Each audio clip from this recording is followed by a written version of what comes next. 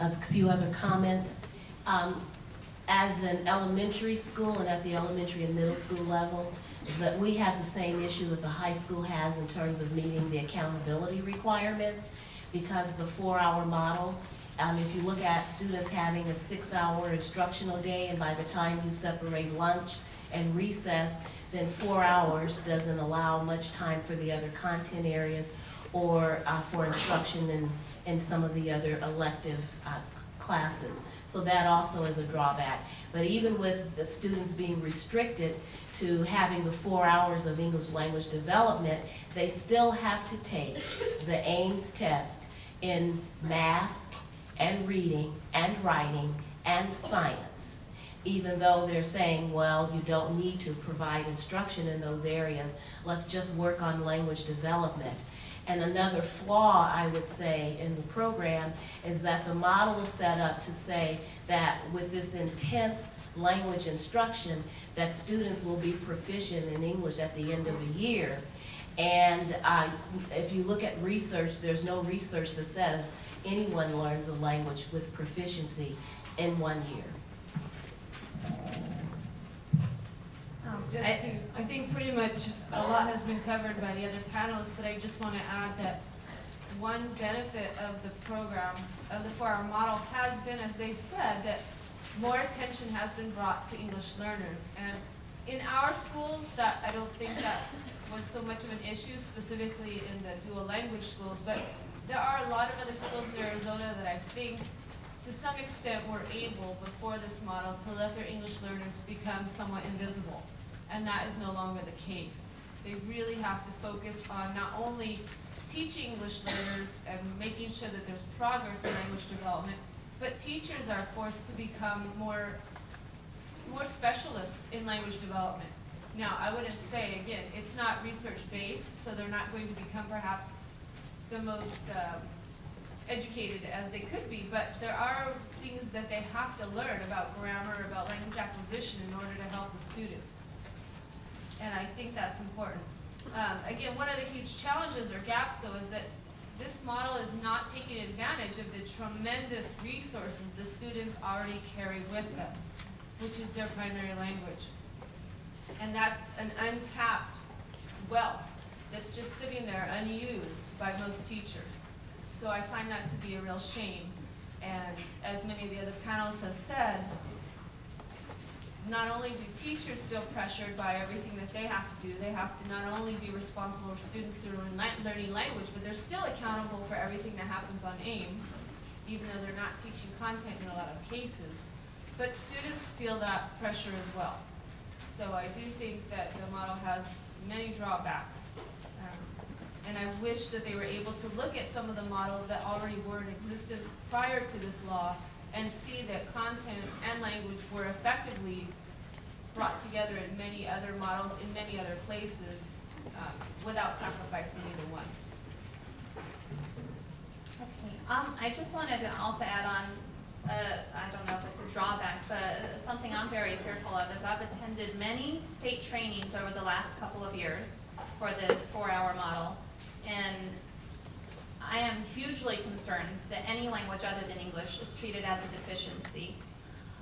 The state specifically has a poster up in training saying that language is the language that's supposed to be spoken in the classroom, not only by the teacher but by the students. And I think it is very unrealistic for someone who speaks a language other than English, or for any of us, to go through an entire day without being able to speak our native language. And when we're speaking our native language, to be treated as if we're doing something wrong. And what frightens me is that the state's coming in telling new and veteran teachers this, but I think us as educators and as advocates for children, we need to be critical thinkers, and we need to hold strong onto what we know is right for children, and we need to stand up for them. And if that's letting the state know that that is not right, I mean, we need to do that. Because I've already heard teachers in my district ask questions such as, well, what do I do when I hear the child speaking in Spanish? What do you mean, what do you do? You can go up to them, you can talk to them in English. It's not a bad thing. They're allowed to speak in their native language. And I even have heard a story from another teacher that every time a child speaks a language other than English, they have to put a coin in a jar. And if I've heard of stories like this, I know it's happening in other classrooms. And something like that can damage a child. I mean, I'm very frightened about the effects of information coming from the state and how it's interpreted by teachers. And to add on to that, the state comes in and monitors you on your 4-hour model. Is there any of you out there who have an accent? Well, if the state came into your classroom, you would get dinged on your accent because they want model English speakers. And to add on to the Azella test, he says for kindergarten, of course, students don't read and write, but in order to exit with the Azella, it's a very low standard. So we'll have some of our high school kids who are not passing, or who have passed the Azella, who are not ready for reading and writing to be in regular classes, because research shows that it takes 7 to 10 years to acquire a language academically, not just your basic survival to ask where the bathroom is. That's 1 year, and that's pretty much what the state's looking for.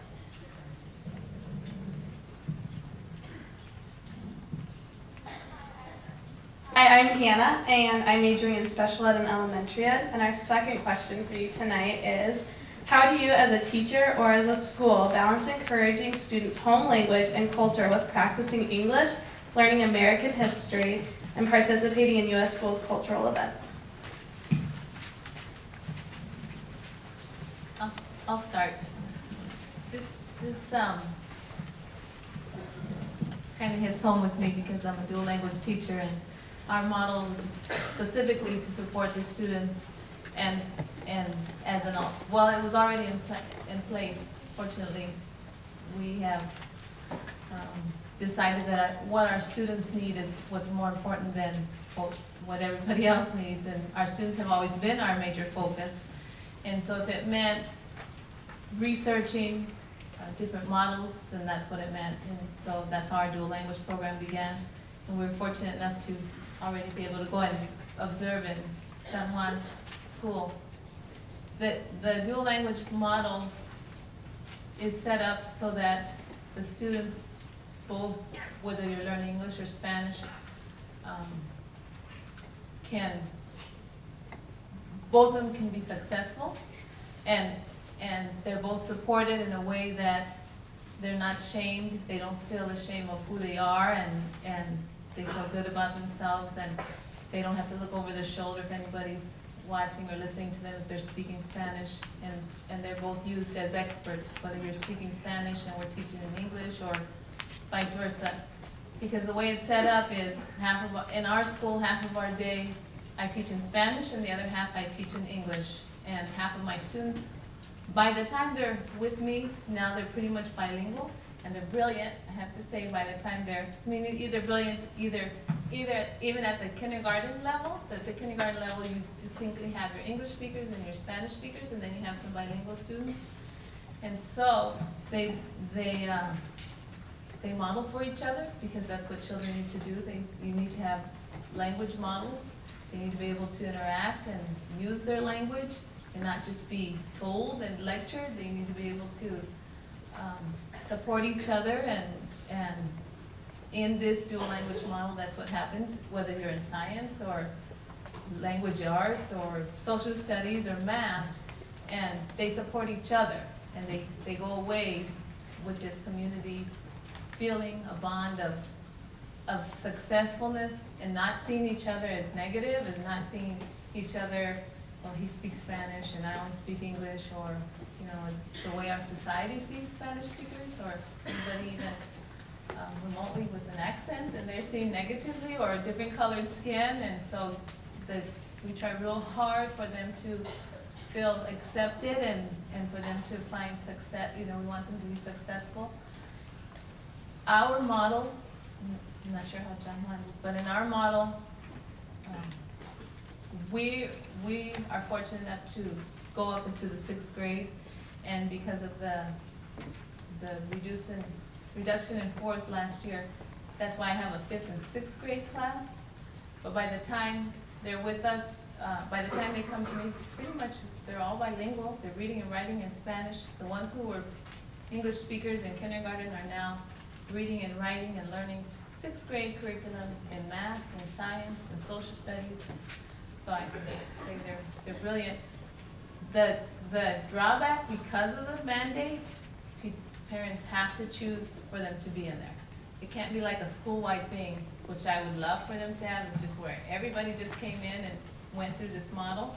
But because of our mandate, parents, we have to have permission from parents. Parents have to decline their ELL status, like they can't even have that acknowledged at all.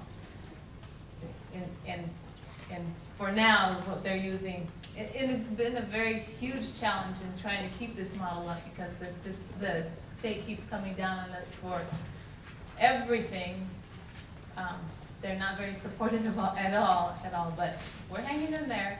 We're doing everything we can to keep the model going, and we plan on supporting our community. The reason we went, because our community in particular, we looked at the needs of our students, and at our school, it was predominantly Spanish speaking. We didn't have, all the different languages, and so looking at them, that's how we felt we could support them best.